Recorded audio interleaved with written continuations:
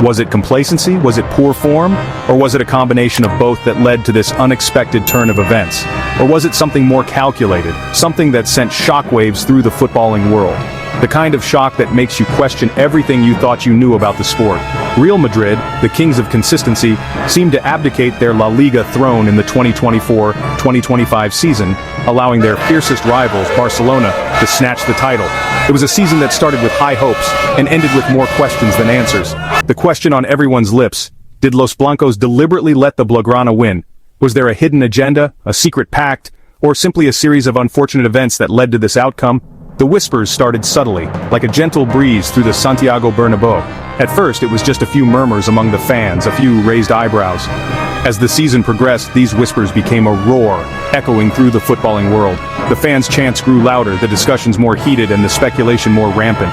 The thought was unthinkable, the accusation blasphemous. How could a team of such caliber with a history of dominance fall so short? The analysts debated endlessly, each with their own theories and explanations. But as the season unfolded, the impossible seemed to be taking shape. The matches that should have been won were lost. The goals that should have been scored were missed. It was as if an unseen hand was guiding the fate of the league, leaving fans and pundits alike in a state of disbelief. El Clásico, the Clash of Titans. A match that transcends the boundaries of sport, capturing the hearts and minds of millions around the globe. It's not just a game, it's a spectacle, a drama, a story that unfolds on the grandest stage of all. The embodiment of Spain's eternal footballing feud.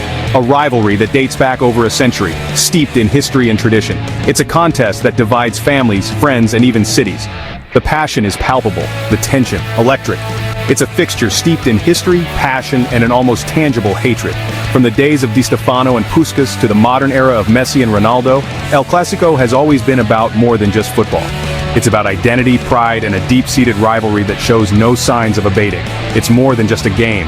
It's a clash of ideologies, a battle for supremacy, a matter of national pride. The political undertones add another layer of intensity, with Catalonia's quest for independence often mirrored in Barcelona's quest for victory. In this cauldron of emotions, every tackle is a statement, every goal a thunderclap. The players are not just athletes, they are gladiators, fighting for their club, their fans, and their own place in history. This season the stakes were higher than ever.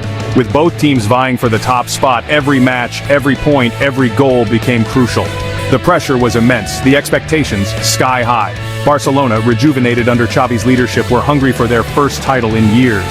The team, inspired by their legendary coach, played with a renewed sense of purpose and determination. Real Madrid, aiming for a record-extending triumph, stood in their way. With a squad brimming with talent and experience, they were determined to maintain their dominance and add another chapter to their storied history. The two El Clásico encounters were always going to be pivotal, but no one expected the drama that would unfold. From last-minute goals to controversial decisions, the matches had it all. It was a season that would be remembered for years to come, a testament to the enduring magic of El Clásico. The first encounter at the Bernabéu was electric. Barcelona, playing with a swagger, dominated the early exchanges. Then, a moment of controversy. A seemingly innocuous challenge in the box, a delayed whistle, and then, the referee pointing to the spot. Penalty to Barcelona. The replays were inconclusive, the debate raging on. Did Madrid's veteran defender Sergio Ramos really need to make that challenge? Barcelona converted, the stadium fell silent, and the seeds of doubt were sown. Real Madrid, usually so resolute at home, seemed strangely passive. Barcelona went on to win 3-1, a result that sent shockwaves across Europe. The whispers grew louder. Following the first Clásico defeat, Real Madrid's form took a nosedive. Uncharacteristic losses to mid-table teams became a recurring theme. The once impenetrable defense looked shaky. The usually prolific attack misfired. Was this simply a championship-winning side past its prime? Or was there something more deliberate at play? The conspiracy theorists had a field day. They pointed to seemingly uncharacteristic errors from usually reliable players. They highlighted strange substitutions and baffling tactical decisions. The murmurs of discontent grew louder, the questions more pointed. Had Real Madrid taken their foot off the gas, allowing their rivals to waltz through? Section 5. Rebuilding in the shadows?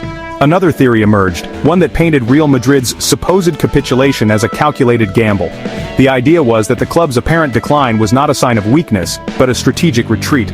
By stepping back, they could reassess and rebuild, away from the glaring spotlight of constant scrutiny. The rumor mill went into overdrive, linking them with a host of young talents and established stars. Speculations were rife about potential signings that could rejuvenate the squad. Names of promising young players and seasoned veterans were thrown into the mix, each rumor adding to the intrigue. This wasn't just a team in decline, it was a team being meticulously deconstructed, ready to be rebuilt in a new image. The training sessions were intense, the gym work rigorous, and even the club facilities were undergoing renovations. It was as if every aspect of the club was being fine-tuned for a grand resurgence. Was this a calculated risk to allow Barcelona their moment in the sun while secretly preparing for a dynasty-defining era? The sight of their arch-rivals celebrating victories and lifting trophies was hard to swallow for the fans, but perhaps it was all part of a bigger plan. Was this season, with its uncharacteristic stumbles, merely a smokescreen, a chance to regroup and return stronger than ever?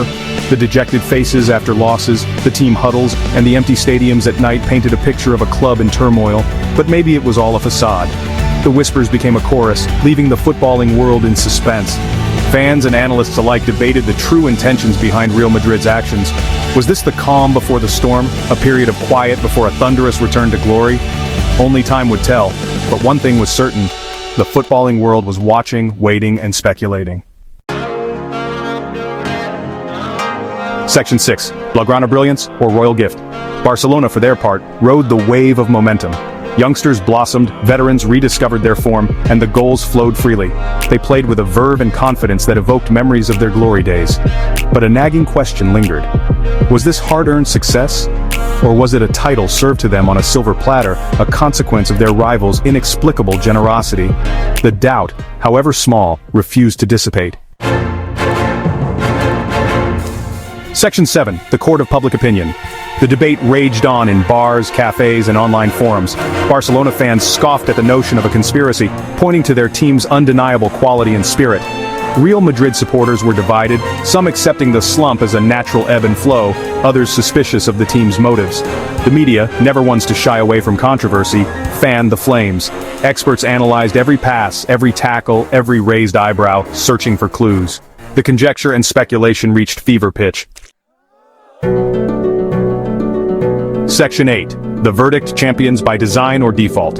In the end, the trophy cabinet at Camp Nou gleamed with the LaLiga title, tangible proof of Barcelona's triumph. But the question remained: did they win it fair and square, or was their path to glory paved by their rivals' curious lack of resistance? Perhaps we'll never know the truth. Perhaps the answer lies locked away in the minds of the players and staff at the Bernabeu. Or perhaps the beauty of football lies in its ability to spark such debate, to keep us guessing, to leave us wondering. What if?